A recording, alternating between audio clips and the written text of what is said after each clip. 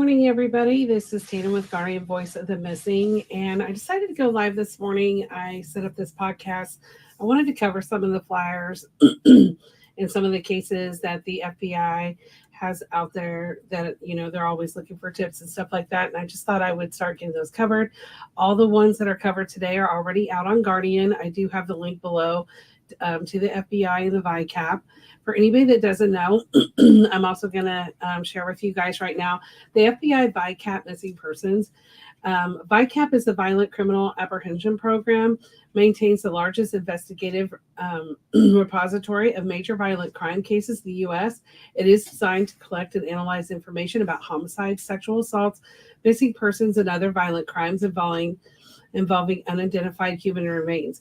So the two links that I gave you right now is for the missing persons and the unidentified. Those are the ones that I am going to cover. Today, I'm just going to do missing persons. I've got about 20 cases, I think, today that I'm going to cover that they have out there. They have added a couple new ones. I noticed today there is another new one case that's out there on their website, and I will get her out there as well.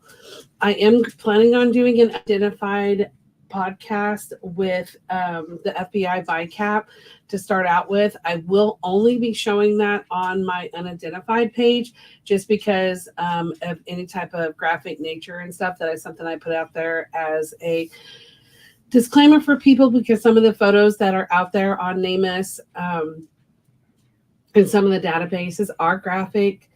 And so I just want to make sure that people are aware of that. If they watch it, there may be some stuff that could be upsetting, but it also will help us get those people identified.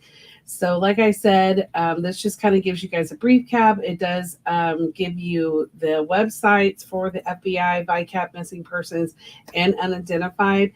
Every one of the flyers does have their specific link to their information on there as well. I have not added the ones that are in NamUs yet, but I am planning on getting that updated as well.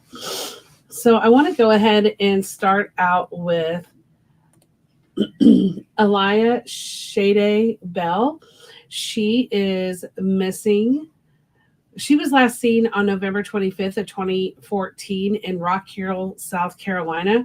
Her lip is pierced, and she does have those star tattoos that you can see in the picture on her left side of her abdomen. At the time of her disappearance, she was 18 years old. She left behind her cell phone, wallet, and other belongings. Anybody that has information regarding Bell is asked to contact the Rock Hill Police Department. That phone number is 803-329-7200, but also you can go out and there is a number for the FBI VICAP, which is 800-634-4097. She is 5'6". She has black hair, brown eyes, 145 pounds. As you can see, we do have the agency case numbers and the NamUs case number as well. So if there's anybody out there that does have any information about Aliyah, please contact the police, or you can also contact the FBI VICAP line as well. I do believe that all these cases, there's somebody out there that does know something. So any little tip that you can give, please share that. Also, I did post her picture of the age progression photo that has been done of Aliyah.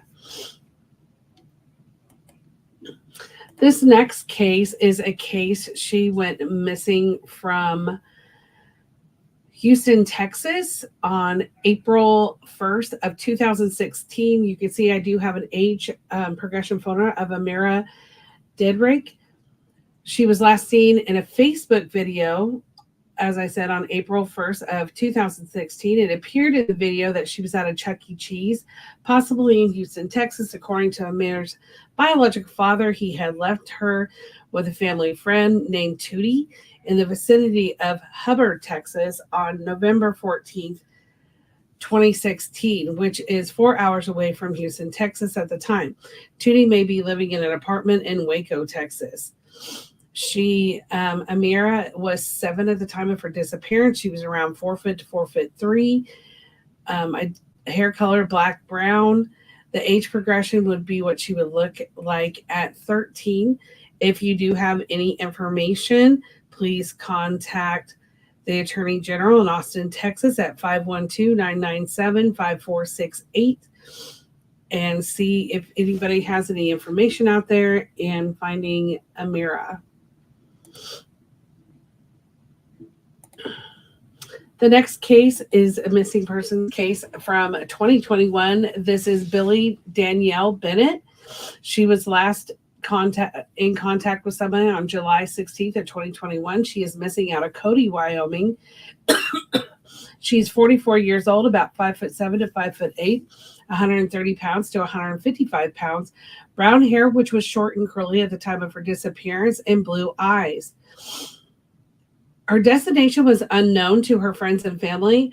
On July 19, 2021, her vehicle, a black 2000 Chevy extended cab pickup, was found abandoned near the Crystal Creek Rest area off of Highway 14A, east of Lavelle, Wyoming, in the Bighorn Mountains.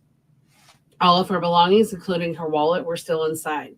Bennett had experience working in the oil industry and may have contacts in southern or eastern Wyoming, Oklahoma, North Dakota, and possibly Texas.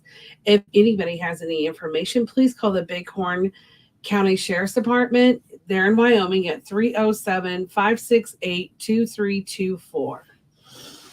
And those are the pictures that they have up of her, of what she looks like. This next case is Cheyenne Lee Standard. She had last contact sometime in September of 2019. She is missing out of Huntsville, Arkansas. She was 43 at the time of her disappearance. She was 5'4", 110 to 155 pounds, blonde, strawberry or dirty blonde, brown hair, green eyes. She does have a tattoo on her left wrist with the letters A as in apple, E as in Egypt, T as in Tom, and a tattoo on her lower back of a butterfly. In September of 2019, Cheyenne was last seen in Huntsville, Arkansas, and has not made any contact with family or friends since. The Madison County Sheriff's Office is asking assistance in locating Standard or obtaining details regarding her disappearance. Standard has been associated with Arkansas, Arizona, California, Hawaii, Idaho, and Washington. So if anybody out there has any information regarding her case, please call 479-738-5610.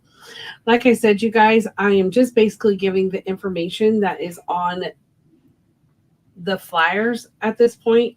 I will be putting more information out there on their cases as well on the website. Good morning, Arctic Fox. How are you? I kind of snuck on today, but I thought I would get these cases out there and stuff. One of the reasons why I decided to do the FBI cases and the VICAP cases is, especially unidentified, is it's another resource out there for the families of the missing. I think a lot of times people think, oh, the FBI is taking care of stuff. We don't really look at those cases as much, but I think it's important. Every law enforcement agency needs the public's help in trying to get information and get these individuals located.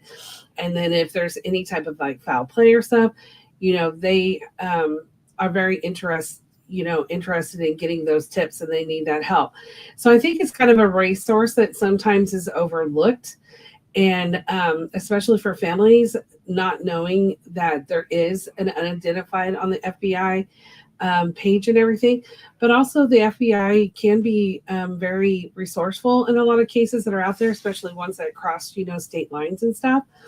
And I just wanted to, get these cases out there. You guys know when I set up the Guardian Voice of the Missing, I want to cover cases that are not getting as much recognition or getting out there as possible. But I just really feel like these cases get overlooked as well. Like I said, I think a lot of times people think because the FBI is involved in these cases that, they probably get all this, attention and stuff. But a lot of these cases are cases I've never heard of. They are adding new cases every day, but especially they're unidentified. I think it's another really great resource out there for families to look at and get some information out there. So that is one reason why I decided to do the FBI. And then, like I said, I am going to be doing an unidentified podcast. I have not seen anybody do one.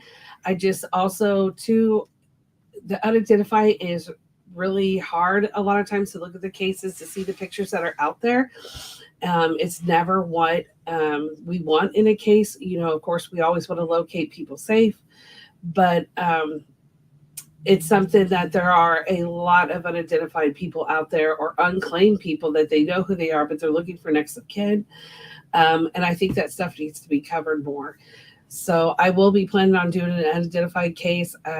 I don't know that I'll get it done this week because here it is Friday. I don't know if I can get it put together today and maybe do one tomorrow. If not, I will try to do it next week on top of the weekly podcast.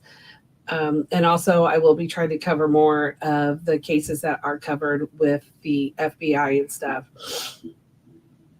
I saw that, Arctic. I know you've been really busy. Arctic Fox True Crime, you guys, please go check him out. He does a lot of YouTube videos with flyers and information of missing persons. He is a really, really great resource. If you're family, you can always reach out to him as well. And he can do a YouTube video. I do have his videos out. He does share on my platform, and I try to share ones on my platform as well.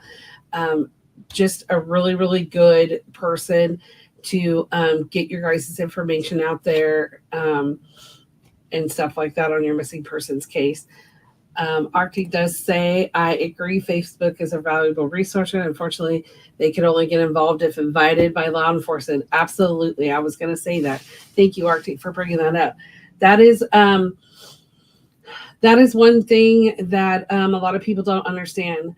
Other agencies getting involved in another agency stuff, they have to be invited.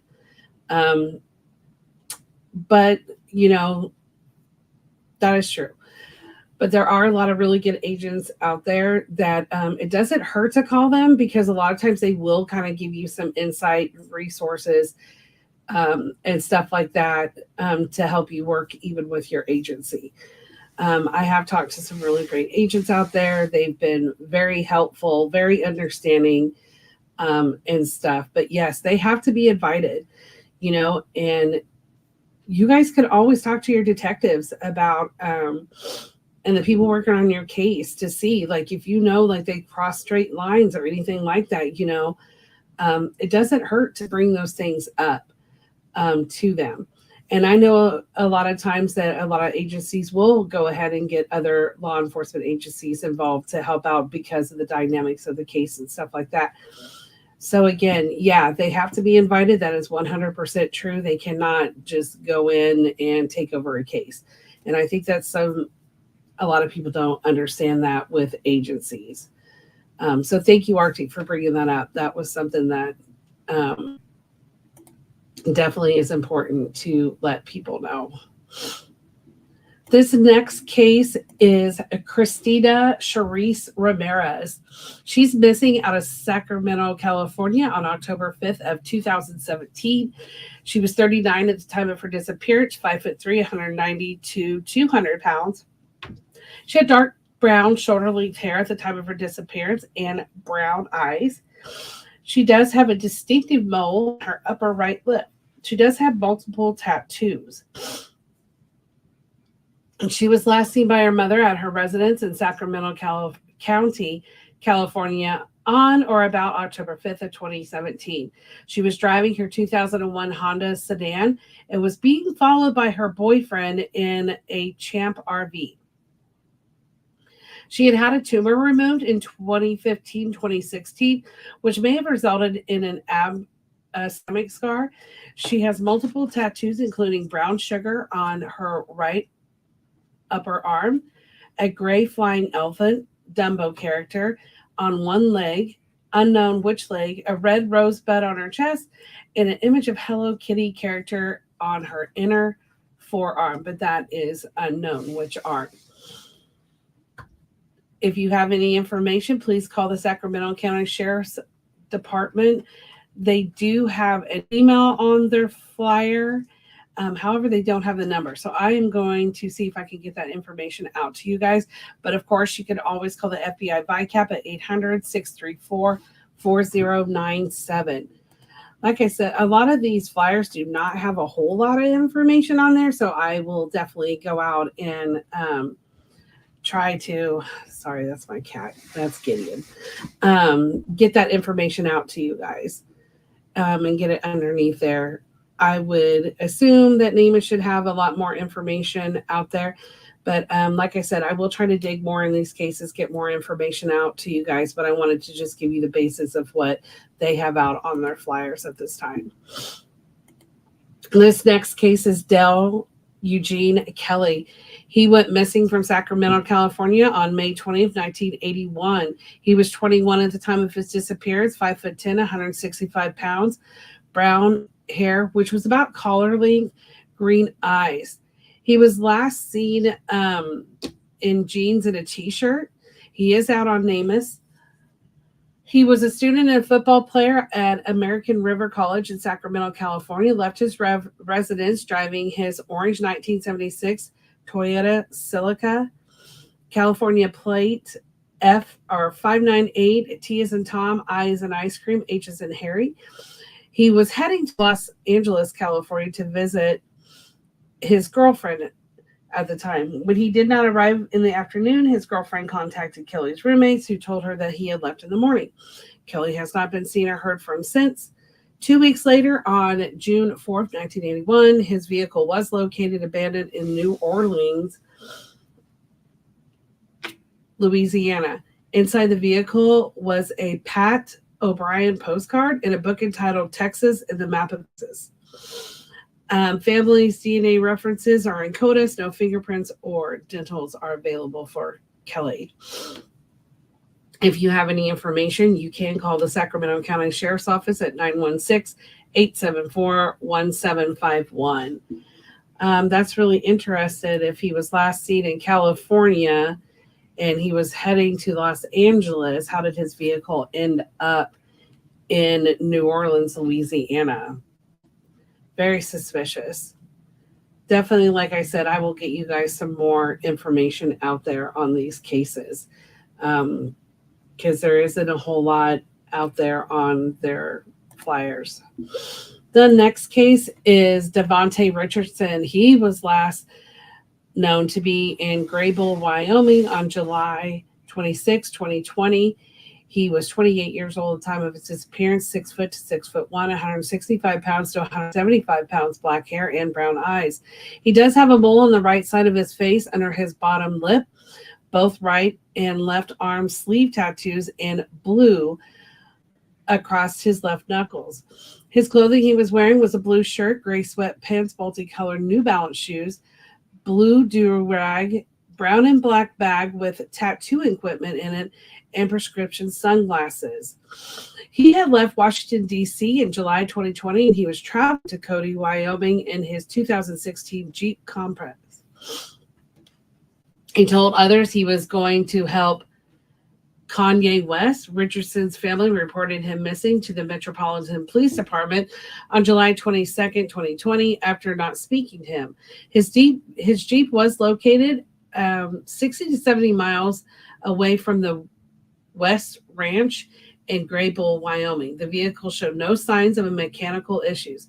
Richardson was believed to have been sighted at a gas station 150 miles south from where his vehicle was located there on July 26, 2020. The witnesses said Richardson entered the passenger side of his Jeep while a white female entered the driver's seat. Anybody with any information regarding the disappearance of Devontae Richards is encouraged to reach out to investigators. So please call 202-763-9938.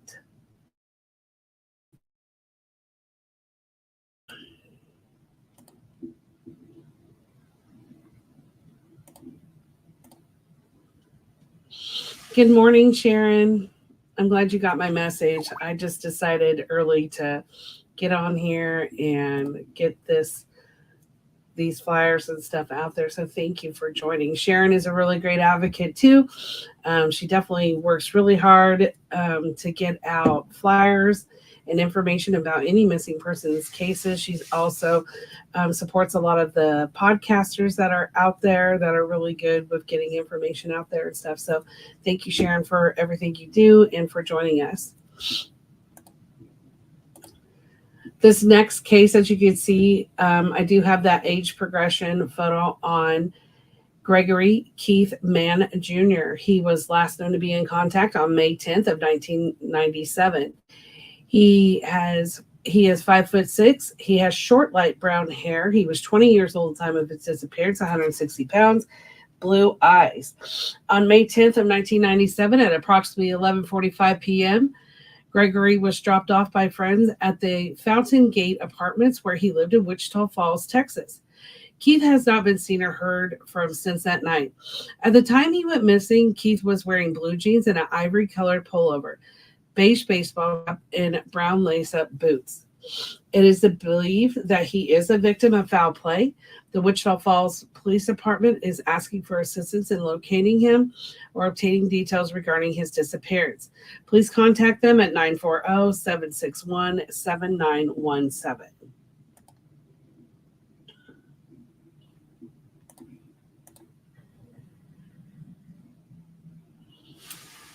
Thank you, Sharon, for sharing it. I appreciate it. And like I said, I will get more information on these cases.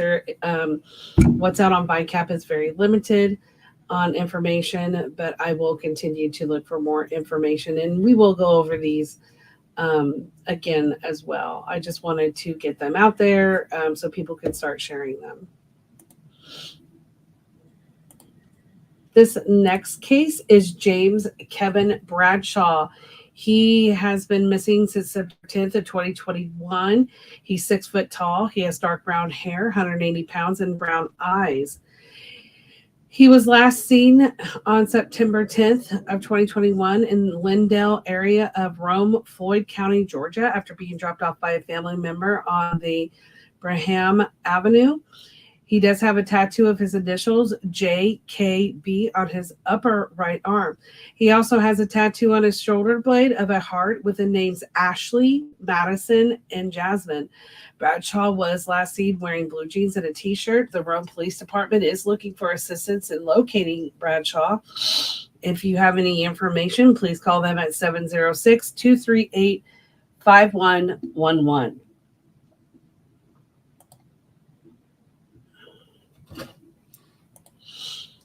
This case, I believe, was just recently added up there, and this is Janice K. Sanders. She went missing on July 21st, 1975, from Niles, Michigan.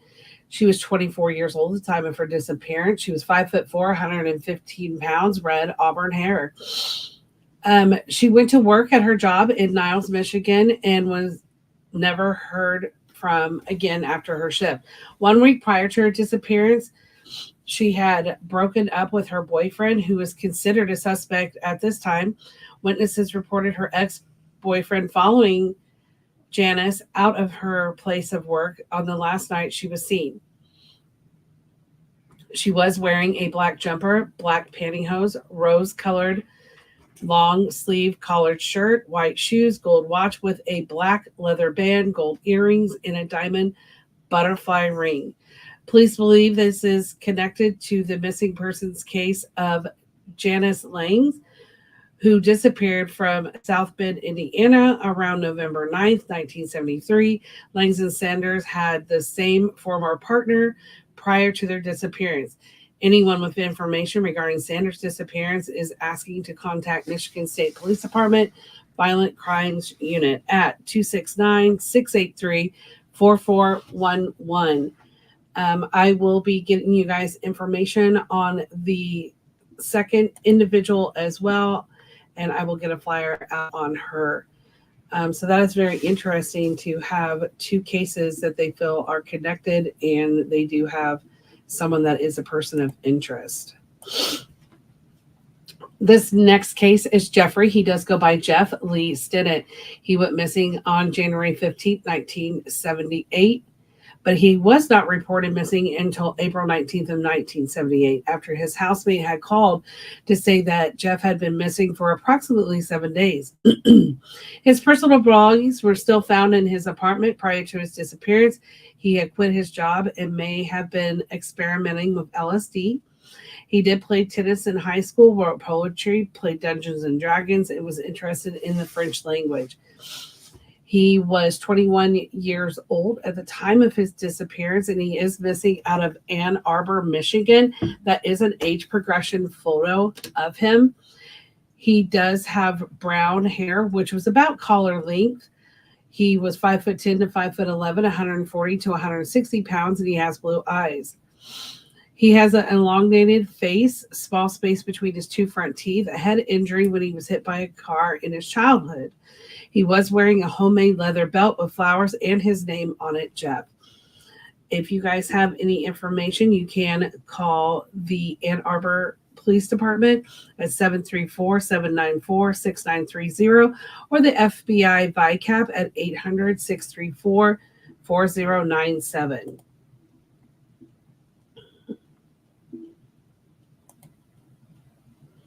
This next case that I have is Carrie Ann Safarli. She is missing out of Fort Myers, Florida on January 5th of 2017. She was leaving behind her purse, money, identification, and cell phone charger. It is very uncharacteristic of Carrie to be out of touch with her family. She was last seen wearing a light blue robe, long shorts, and flip-flops. She does have her ears pierced, a scar on her nose, and wears eyeglasses with dark color rectangular frames. She does have a tattoo of a cat on her ankle and a tattoo of a rose on her right shoulder. She was 40 years old at the time of her disappearance, 5'5", 120 pounds, brown hair, and brown eyes. If you have any information, please call 239-477-1120. And I believe in all these cases, somebody out there knows something. It's just a matter of getting it across to certain individuals. Someone may know something. I know a lot of these cases are older cases, over a year or two, but you just never know, if you think back to that time or you knew her, something like that, you may, come up with something that you didn't think of. And like I said, any little detail or any information that you have can definitely help possibly link some information that the police have. You just never know. So definitely it does not hurt to send in a tip or call in a tip and let law enforcement work through it. This next case is Kimbra Danielle Nazelrod. She went missing on October 25th, 2020 out of Hagerstown, Maryland. She was 31 years old at the time of her disappearance. She is 5'3", 120 pounds, blonde hair, hazel eyes. She does have multiple tattoos. She was last seen wearing black leggings, a black sweater, and gold hoop earrings. She was last seen around 8 p.m. Like I said, she was wearing those black leggings, black sweater, and gold hoop earrings. She has tattoos of roses and leaves across her lower abdomen, below her belly button, and a tattoo that says "Life Goes On" her lower back. If anybody has any information about Kimbra's disappearance, please call 301-790-3700. Like I said, not a whole lot of information is out on their flyers, but I will work on seeing if I can get any more information out there for you. This is Michelle Valdrine Avicle, I believe is how you say her name. She went missing on March 31st, 2020, when she visited family in Somersville, Maryland. She is an Army veteran and was unemployed and homeless and residing in the Central Square area of Cambridge at the time. She was last known to be traveling with a black male and his daughter, who were both deaf and communicated via sign language and were believed to be homeless. She was reported missing on March 18th and has not been seen or heard from since. She was 42 years old at the time of her disappearance, 5'3", 125 to 135 pounds, black hair and brown eyes. If you have any information, please call 617-349-9322. In all these cases, you can call that FBI BICAP number as well. This next case is Monique Christine Daniels. She is missing out of Moore, Oklahoma on June 2nd, 1992. She was 15 at the time of her disappearance. As you can see, there is an age progression photo of her. 5'4", 125. She has brown, sandy blonde hair and blue eyes. She was last seen wearing a men's large military-style green or black flight jacket and a men's diamond ring that had tape on it. She occasionally wore blue wired frame glasses and had a 3-inch scar on her chin. The Moore Police Department and the Oklahoma State Bureau of Investigation is asking for assistance in locating Daniels. You can call 405-793-4473 or that FBI BICAT number at 800-634-4097. I have 4 more cases to share with you guys. This next case is Rihanna Caroline Morales Rojas. She is missing since November 26th of 2022. She was last seen in Boston, Massachusetts. She was 41 at the time of her disappearance, 5'5", 145 pounds. She has brown, blonde, and black. She does hair. She does change her hair color and leaks frequently, and she also wears wigs. She has brown eyes. She does have a tattoo on her abdomen of flowers. She was last seen departing a friend's residence in Somersville, Maryland Massachusetts on November 26, 2022, and has not been seen or heard from since. She had at least 2 cell phones where were both powered off just after midnight on November 27th of 2022. She is from El Salvador, does not speak English, and had only been in the greater Boston area since May of 2022.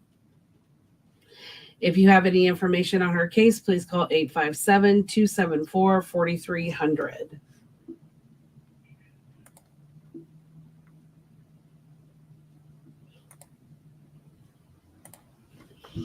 This next case is Sandra June Horruff. She went missing on October 1st of 1973 out of Ann Arbor, Michigan. She was 33 at the time of her disappearance, 5'6", 135 pounds, brown hair, longer than shoulder length, and brown eyes. So she had taken her children to Sears store at the Briarwood Mall in Ann Arbor, Michigan. Her and her kids returned home around 8:30 p.m. She took a phone call from a male friend at approximately 9:30 p.m. Then she put her kids to bed at 10 p.m. The next morning at 6 a.m., Sandra's children awoke to find their mother missing from home. She did not report to work. The flower beds outside of her house were found trampled. Sandy's watch and vehicle were located at her residence, but her purse was never located. She was last seen wearing a house dress or a blue tank top and pullover shirt, blue stretch pants, a white blazer, wooden-based sandals with a beige strap and purse. If anybody has any information, please call 734-794-6930, extension 49528.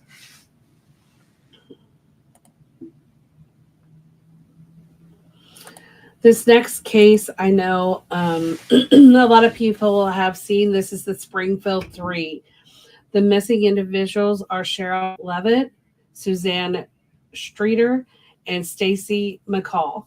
I know this case has been out for a long time out of Springfield, Missouri.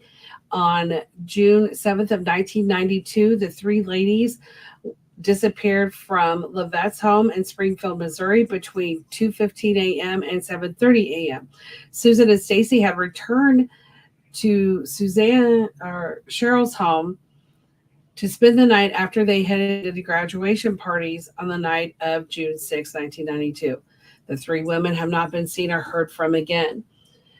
Levitt is a white female, 47 years old at the time of her disappearance. She was 5 foot, 110 pounds, blonde hair, and brown eyes. Suzanne was 19 years old, 5'2" to 5'5", 102 pounds, blonde hair, and brown eyes. And Stacy was 18 at the time, 5'3", 120 pounds, blonde hair, and blue eyes. If you guys have any information out there about the Springfield 3, please call 417-864-1751. As you can see, there are some age progression photos out there on all three of these ladies.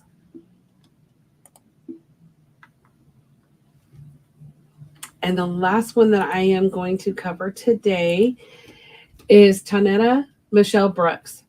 She went missing on August 26th of 2019. She was 45 at the time she went missing, 5'4", 120 pounds, black hair, and brown eyes. She has a distinct crippling of her left hand. She has a left leg limp and a scar on the front of her stomach.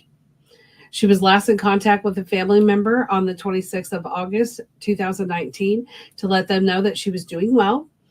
On September 23rd of 2019, she was seen in a county building in the downtown Durham, North Carolina area.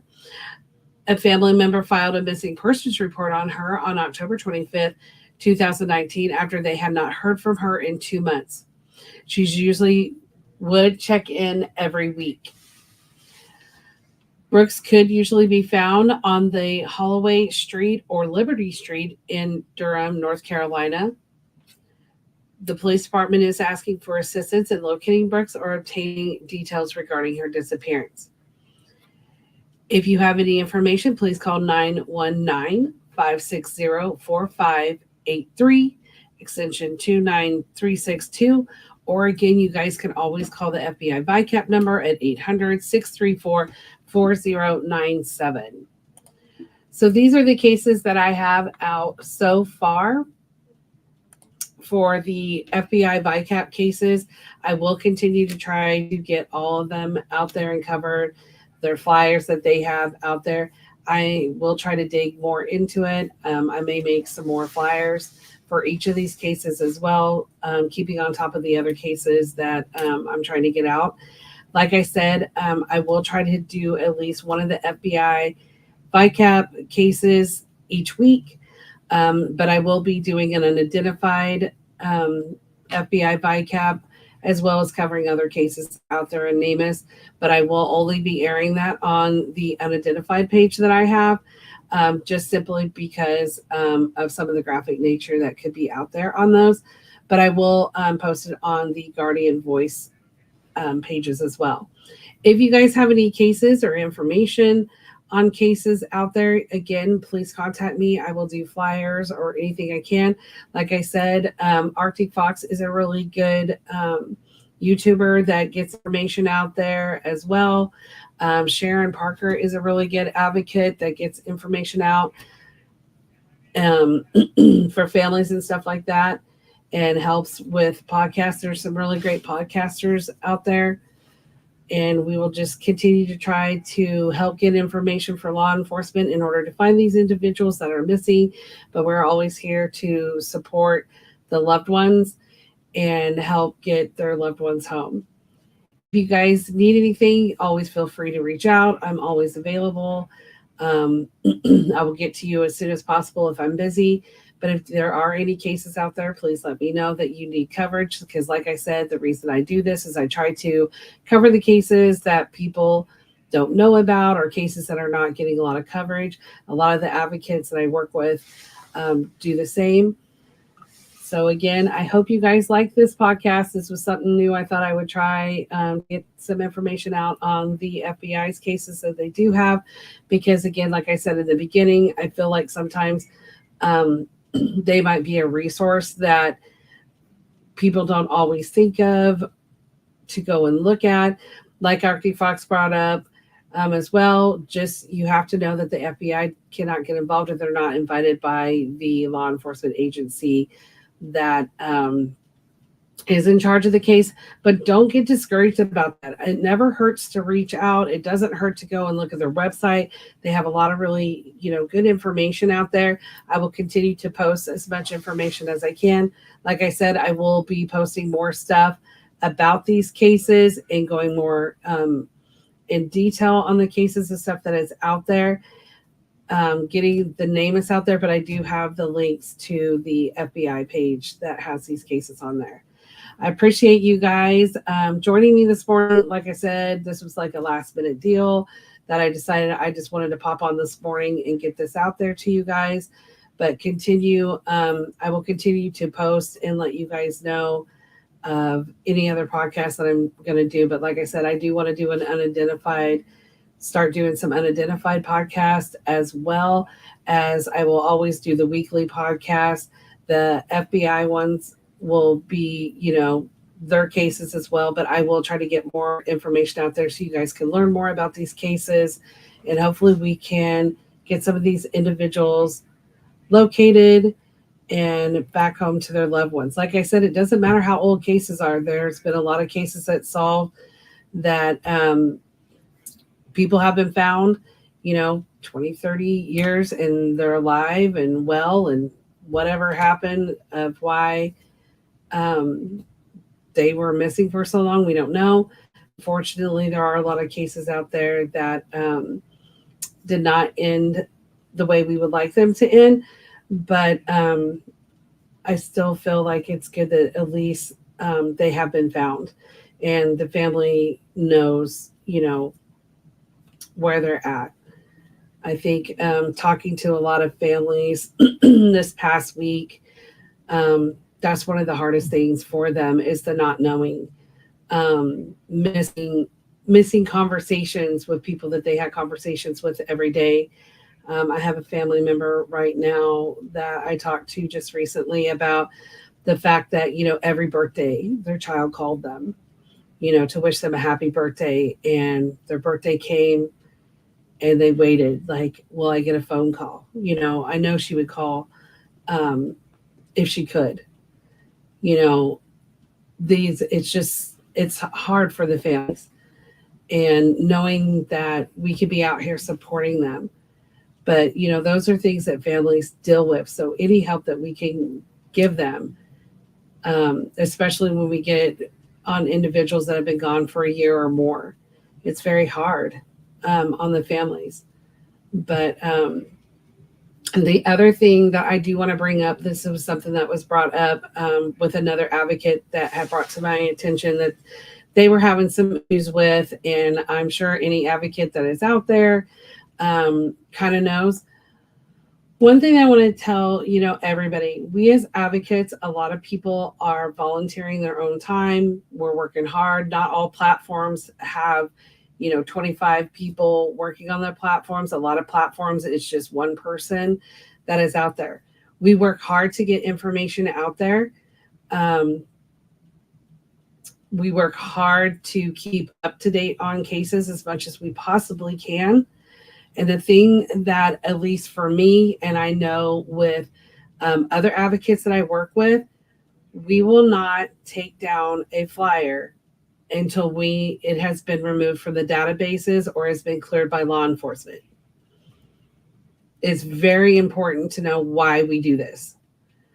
The reason we do this is because it needs to be verified by law enforcement that that individual has actually been located, for one. They are the ones that close out those cases. We do have times that, family will reach out and be like, oh, they're home, they're safe, or whatever. What everybody needs to realize, people will remain out, a case will remain open until law enforcement has seen that individual and closed that case out. We appreciate that we're getting updates and stuff like that, but please understand that us for advocates, and I can't speak for all, the majority of the advocates that I work with, we will keep that information up until we know that it has been cleared out of the databases and cleared by law enforcement. So if you know someone that is missing, they have came home or whatever, if they're an adult, please tell them they have got to go and contact law enforcement in order for them to close out that case.